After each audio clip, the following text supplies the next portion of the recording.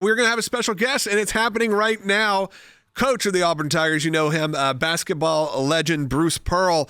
We're really excited to have you back on. And Will, my friend here, my executive producer, is a proud graduate of Auburn University. So I told him, Will, you get to start this interview, this conversation, because there are people like you, Coach Pearl, who have been so loud and so supportive of our Jewish friends, families, and of course, of what's going on in Israel still with the hostage situation. This is the second day we've covered this in a row, and I can't believe we're still having to talk about it. It's unfortunate, it's sad, but it's the truth. But Will, I'll let you go from here. Well, I just wanted to start off, Coach Pearl, is that you're coming off a historic season with the Tigers, number one overall seed in the tournament.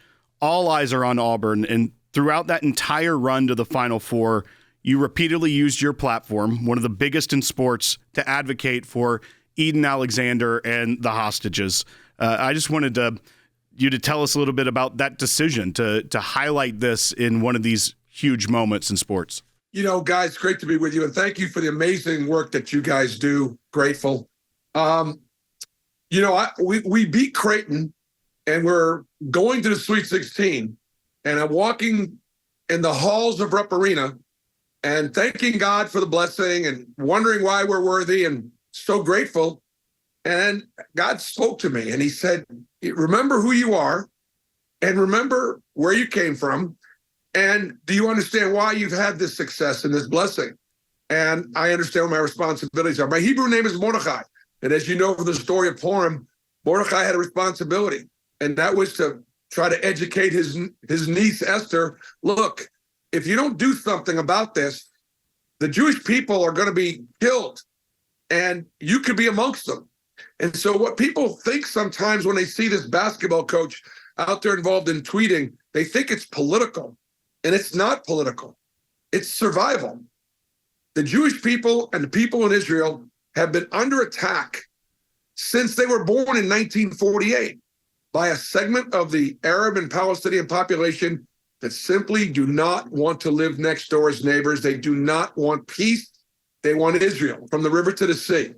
At the same time, guys, as you know, there are many Arab nations who want peace with Israel, who have entered into the Abraham Accords, who want to live as Arabs and Jews side by side in the Middle East, like we've done for 3,000 years. And so, unfortunately, after October 7th, that was a message that Israel must do two things. One, we must protect ourselves from those that want to kill us. And two, we still, as Jews, have a responsibility as God's chosen people to let the light shine upon us and love better, be kinder, be more generous, and try to continue to live in peace with all neighbors that are willing to live in peace. Yeah, Coach Pearl, I think that is something that comes up time to time. It feels like the story, and obviously we're in Passover week, we're in Easter week. It couldn't feel like a more appropriate time to discuss this kind of topic because it is so powerful right now, what's happening even in our college campuses. And we're seeing that at Harvard. We've seen Harvard have to kind of push back on saying, I don't know if we're going to protect our Jewish students as well as we can. Look, my son is preparing for his bar mitzvah right now, and we're having to have real discussions about what security looks like. These aren't things that we would normally have to talk about, but you're talking to a party planner, and that starts to come up. This is the world we're living in. And you have the attack on Governor Shapiro's house in Pennsylvania. How do we, I mean, you've done such a good job of keeping this out there and talking about it, but as Jewish Americans, as even Jewish Christian Americans, it feels like a very intense time, and it can become very easy to get concerned, scared, and hide. Yeah, well, we can't do that. I mean, we absolutely cannot do that. And you're right. Listen, since the day I was born, there's been a police officer outside of the temple, and he's not there to park cars. Right. He's there to protect the worshipers inside praying. And I grew up with that. I'm 65 years old. I would not know anything different than going to synagogue than having two police cars out there keeping an eye just to make sure somebody doesn't want to walk in and shoot off a gun or kill the people that are in there praying. So while it's not a surprise to me, it is a surprise to some of our young Jewish students. They didn't necessarily grow up with it, or have an understanding. I am for peaceful protests. I am all about our Constitution and all about this great republic and this great democracy. I'll even go as far as saying in the House of Representatives, if Rashida Tlaib is going to be voted into the House of Representatives by the people in Michigan that want her to be there, even though I disagree with everything she stands for, this is what makes our country great. If Ilhan Omar can be a congresswoman voted by a Somali population in Minnesota, that's what the House of Representatives was designed for. And then let them have debate and let them go about their business, so on and so forth. At the same time, there is a difference between free speech and hate speech. There is a difference between breaking the law. If you're going to be out there protesting and you're going to be threatening me and my survival and my ability to live in this country, I don't call that free speech. I call that breaking the law. If you're going to be intimidating Jewish students from going to class or closing down buildings or doing whatever you're doing, that is breaking the law. That is not free speech.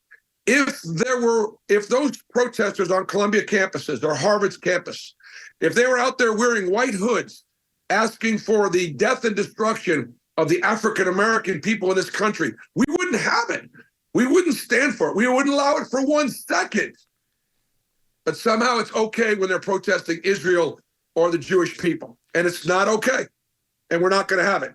And I'm so glad that President Trump is now taking on this task of saying, look, if this is who you're going to be as visiting students, as green card holders, as people that are guests in our country, you're not welcome in our country. And you can go back home.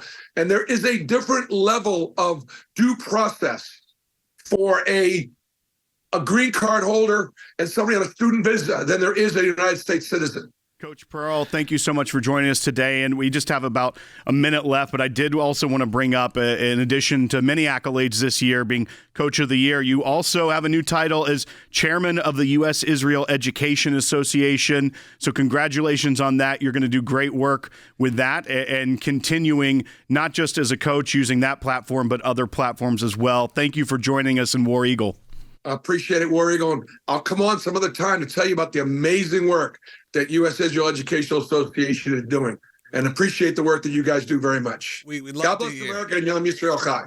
Thank you so much, Coach Pearl, for joining us. Hope you have a great week. And again, thank you so much for joining us. We are so excited to announce the ACLJ's brand new app, completely redesigned to provide you with the best tools available to partner with us at the ACLJ. You can watch the daily Sekulow program, sign the petitions, customize your ACLJ membership experience, donate with the click of a button, and receive up-to-the-minute critical updates that the mainstream media can't censor. Just scan the QR code on your screen or go to your phone's app store, search ACLJ, and click install.